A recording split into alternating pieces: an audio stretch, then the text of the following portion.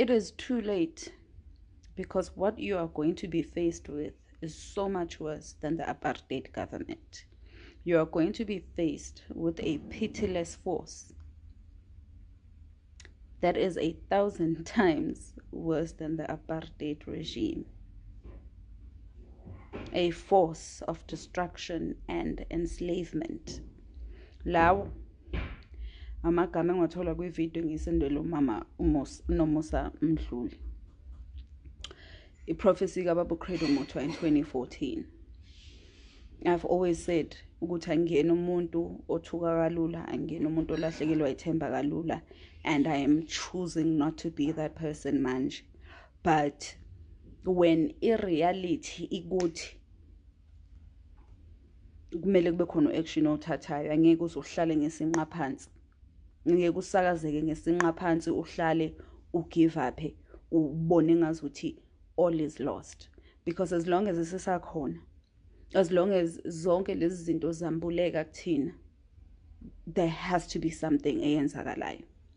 Okokuqala, I believe ukuthi ama-prophecies umsebenzi kaNkulunkulu wokuthi asivezele what is to come, so that we can be prepared. Ngiyazi ukuthi iziningi izinto esikhuluma ngazo about all the injustices ezenzakala emhlabeni and all the weird things siyaye sithi masikhuluma ngazo kuthiwa they are conspiracy theories. Sizithathe kancane ngenxa yokuthi we are always of the mind ukuthi sihlakaniphile, engazuthi akekho umuntu ozos outsmarter or outwit us. But the reality is there are so many things eziconstructiwe ongeke uze uyibone. I will just make a simple example. Kwathi mangabe kuphuma abantu abalungisa amafoni bekhuluma ngokuthi aba-understand ukuthi why there was such a need ukuthi kufakwe ama-5G towers all over the world, to where they're going to change our lives. I-network izoshesha, amafoni ethu are going to be so much more efficient and whatever. But there isn't a single phone a 5G. Uma bewaqaqa wonke amafoni, there isn't a single phone or a manufacturer eyenza iphone a 5G. So many people said ukuthi zonke lezazinto ezazi wonke lawo mathawa ayifakelwa to disrupt i-frequency yethu neye nature, because even ilwane were behaving differently. Sekufakwe lawo mathawa lawo. People were laughing at all of those things. Mina yabona, even if something is unbelievable, ngingahleka ngayo la endlini, but I'm not going to come onto a national platform kube into engiyibheshayo. I can question it, yes, ngoba kuyinto engayi-understand, and through questioning things you get answers.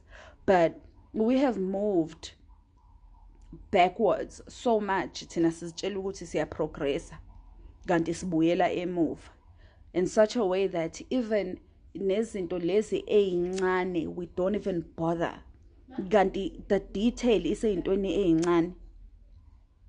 Ujini ujini because of how each strand of a cotton is weaved together.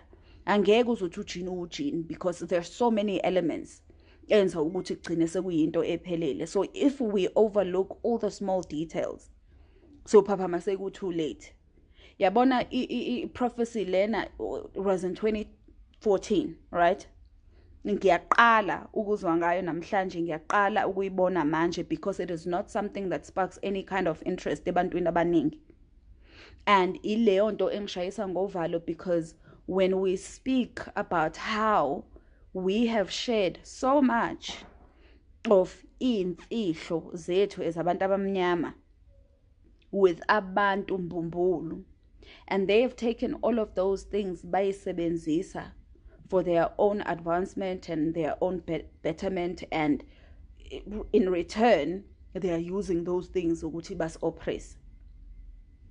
Kwathi kukhuluma uneni, engabe kwakuyini umuntu oyesebenza kuboka Elon Musk, and she spoke about the kind of artifacts aye khona kubo, that he had access to, izinto ayezenza ezazibukeka like the occult.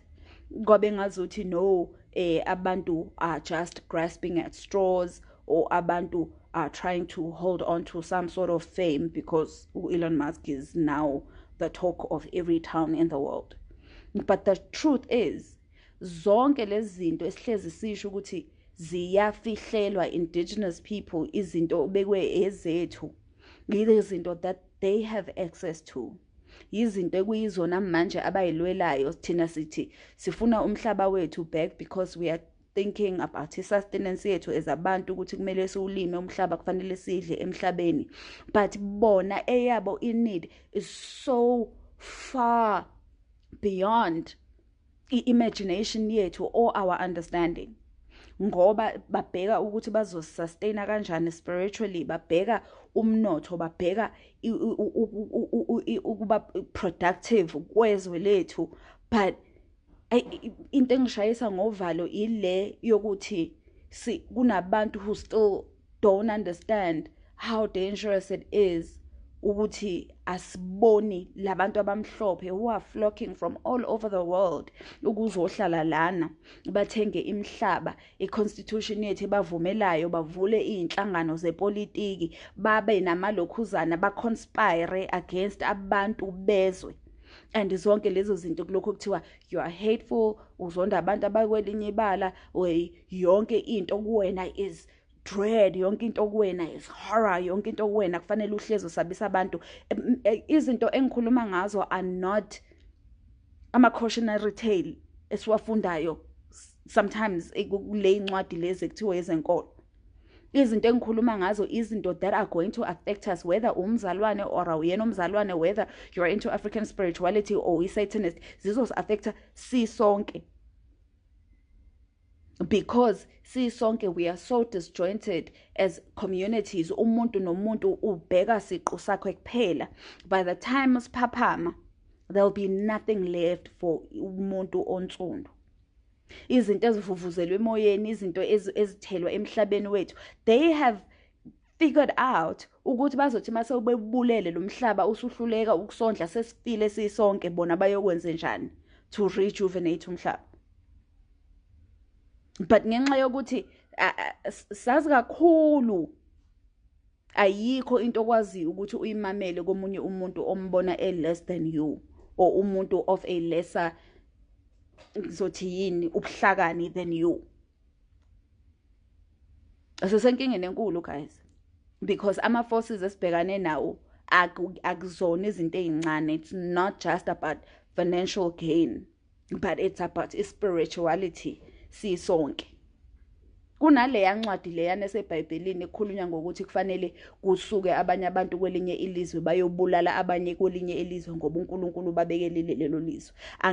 Angisoze ngayi-understanda i-instruction from umdali ethi chithani igazi ukuze niyo-take over, ngoba akekho umuntu ofike azibeke emhlabeni. Akekho umuntu ofike akhethe ezweni lakamoya ukuthi mina ngifuna ukuya laphayana khona ngelinye ilanga ngiyohlinzwa. Kunepoll ibiyenziwe kulela lizwe kade silisile enkantolo, where 82% of i-population yonke believes ukuthi kufanele abantu bakhishwe imphefumulo. That's where we've become. That's where we've gotten as umphakathi womhlaba. Uma ngabe sikwazi ukuthi kube khona iningi labantu elingakayana, and then 47% ubese uyajustify ngokuthi incwadi engcwele ethi asenze njalo. Yizini ezinye izinto esizokwazi ukuthi siyifixe thina mangabe sakwazi ukuthi siyishaye izifuba ngemithetho esingayazi ukuthi yabhalwa ubani ekuyiphi i-state of mind. uNkulunkulu has no physical need. Anything a physical need is human.